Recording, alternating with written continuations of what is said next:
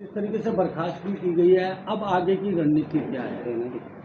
देखिए, ये कोई विधानसभा में जा रहा हूँ परसों, और उसके बाद हमारे लोग हम मिल रहे। रणनीति तो क्या है, जनता के बीच में रहता हूँ एनी टाइम, जो सच होता है वो बोलता हूँ। जब तक मेरे शरीर में मेरा दिल धड़केगा, सांस चलेगी, तब तक सच बोलता रहूँगा।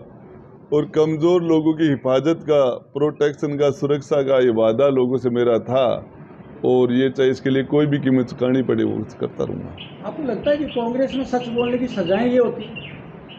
भरत सिंह जी 3 साल से विधानसभा में नहीं आ पा रहे, क्या उनसे ज्यादा ईमानदार आदमी कोई है क्या? क्यों नहीं आ रहे? किसने पूछा क्या उनसे? तो भ्रष्टों की पार्टी है क्या कांग्रेस? देखिए, ज्यादा पता नहीं भ्रष्ट का और ईमानदारी की बात, लेकिन भरत सिंह जी बार बार प्रश्न कर रहे हैं, हिंदुस्तान राजस्थान की विधानसभा में उनसे ज्यादा कोई ईमानदार आदमी है क्या? 3 साल से विधानसभा के अंदर आ ही नहीं रहा वो व्यक्ति। किसी ने पूछा क्या? कोटा की रोड पे जाके बैठ गए थे मुख्यमंत्री जी को, 12 से 22 रोड कोटा जाना था, क्यों नहीं आए? क्यों फेस उस आदमी से नजर क्यों नहीं मिला पा रहे? क्या बात है। तो क्या लगता है आपको कि कांग्रेस इस तरीके की रणनीति पे चलेगी तो क्या विधानसभा में प्रदर्शन हो पाएगा? क्या आपका वो फॉर्च्यूनर का बयान है वो तो वो जाने, लेकिन मैं जहाँ तक है कि हम महिलाओं की हिफाजत नहीं कर पा रहे। मेरे दूल्हे और दुल्हन को एक साथ गोली मार दी गई मेरे यहाँ रोज हमारे यहाँ महिलाओं के साथ दुष्कर्म की हत्याएं हो रही हैं। और हमारे राजस्थान की विधानसभा की माननीय सदस्य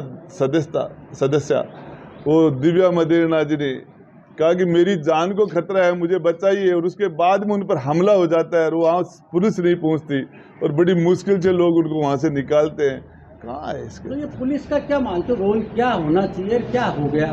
पुलिस का काम तो है FIR लिखने के पैसे लेती है, नाम काटने के पैसे लेती है, मुकदमे में FR लगाने के पैसे लेती है, और वो तो मोटरसाइकिल वालों से, गाड़ी वालों से रात को उनको तो बेचारों को मंथली लेने में, और उसी में उनको टाइम नहीं मिलता। मुख्यमंत्री जी को अपनी कुर्सी बचाने में टाइम नहीं मिलता, तो फिर ये जनता का क्या होगा? तो सर, आप जैसे कांग्रेस का आप बर्खास्त आपको मंत्री से कर दिया है, आगे आपका चुनाव को लेकर के कौन सा दल प्राथमिकता रहेगी? साहब, कोई दल नहीं है। मैं तो आपको बताऊं, ये जनता जो कहती है वो कर लेता हूँ। 3 चुनाव इस जनता ने उदयपुर वाटिका ने हमें विधानसभा में भेज दिया, कोई दल वल नहीं था, और ये जनता चाहेगी तो चले जाएंगे, नहीं यहाँ जब तक जिंदा रहूँगा यही करता रहूँगा। इसके अलावा और कोई काम मुझे आता ही नहीं है।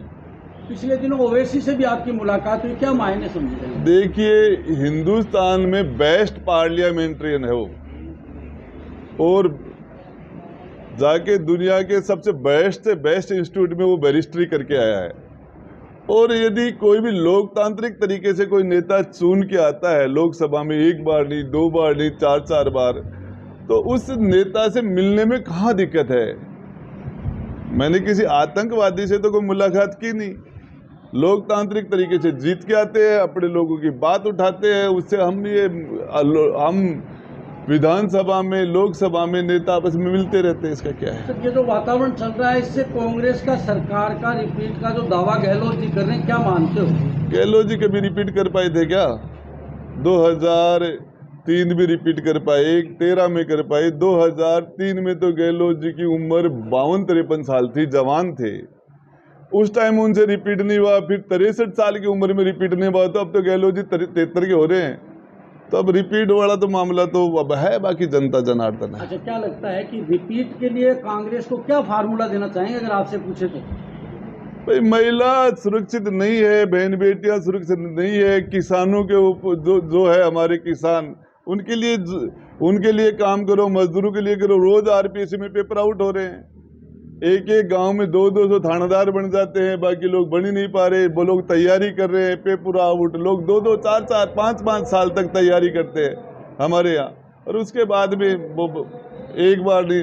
RPSC का मेंबर जो मुख्यमंत्री की कलम से मेंबर बनता है, वो पेपर बेचता है, लाखों में पेपर की रेट लगती है। सारे मेंबर तो बच्चों में कुंठाई आ रही है। मेरे विधानसभा क्षेत्र में पिछले 3 महीने में कम से कम 30-35 लड़के आत्महत्या करके मर चुके, बेरोजगारी से तंग आके। 30-35 अभी बता रहा हूँ 18 साल का बच्चा रिंगस के अंदर, मेरे पचलंगी का 18 साल का बच्चा ट्रेन से कट कर मरा था और फ़ोन के ऊपर बात कर रहा था मेरी मम्मी पापा का ध्यान रखना, और मैं आर्थिक तंगी से आके और मैं आत्महत्या कर रहा हूँ और ट्रेन की सिट्टी बजती है, बच्चा कट जाता है।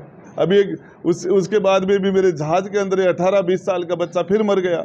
रोज़ बच्चे आत्महत्या कर रहे हैं, क्या बात करते हो, हमें शर्म की बात है। तो क्या लगता है कि सचिन पायलट का अब क्या रोल मानते हो आप? सचिन पायलट के लिए काफ़ी पिछले दिनों से उसके साथ थे उनके। तो साहब मैं इसकी परवाह नहीं करता, मेरे कौन क्या रोल करता है क्या नहीं। पायलट साहब मैं जहाँ तक समझता हूँ उन्होंने बिहार के अंदर, यूपी के अंदर, राजस्थान के अंदर, राजस्थान से बाहर कांग्रेस के लिए मीटिंगें की हैं, कांग्रेस के लिए खून पसीना बहाया है। लगभग 20 साल से पायलट साहब खुद कांग्रेस में काम कर रहे हैं। उससे पहले उनके पिता राजेश जी पायलट साहब ने काम किया था। अब वो आदमी 21 सीटों से आपको 99-100 सीट कर देता आपकी, तो वो तो निकम्मा। और 200 सीट की जो 21 सीट कर देता है वो काबिल।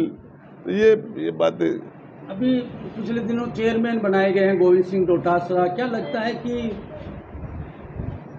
साहब डोटासरा जी के बारे में ज़्यादा कुछ नहीं कहना चाह रहा, सारे बच्चे जानते हैं और ये कहते हैं कि डोटासरा जी के घर में जन्म हो जाए या उनके रिश्तेदार बन जाए तो सीधे आरएस बन जाएंगे, ऐसी चर्चा बच्चों में है। आप क्या मानते हैं? अब साहब मैं तो हमारे साथी है और उनके बारे में मैं ज़्यादा कुछ भी नहीं कर। डोटासरा जी के पास है भी क्या, सारा खेल तो मुख्यमंत्री जी के पास है।